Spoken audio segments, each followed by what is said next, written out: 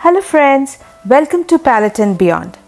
आज ना थोड़ा बंगाली में बात करते हैं क्योंकि जो रेसिपी मैं शेयर करने वाली हूँ आप लोगों के साथ, it's a pure Bong emotion.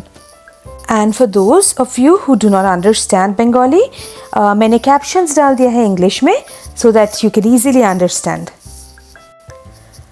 আজ না হঠাৎ করে খুব পুজোর কথা মনে পড়ছিল জানেন।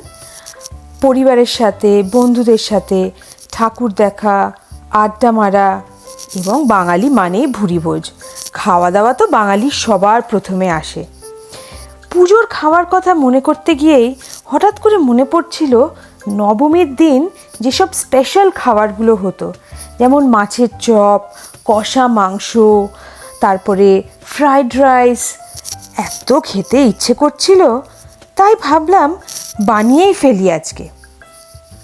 আর বানাতে গিয়ে মনে পড়ছিল সেই সব স্মৃতিগুলো যেগুলোকে নিয়ে বড় হয়েছি। আর তো মোটামুটি 2.5 মাস পর পুজো, এখনই যেন মনটা কেমন কেমন করছে। আর এই মন কেমন করা নিয়েই আজকে আপনাদের সাথে শেয়ার করছি কলকাতা স্পেশাল মাছের চপের রেসিপি। অবশ্যই বানাবেন আর আমাকে জানাবেন কেমন লাগলো। আর এইবার পুজোতে কী কী খাওয়ার প্ল্যান করছেন সেটাও জানাতে ভুলবেন না কিন্তু।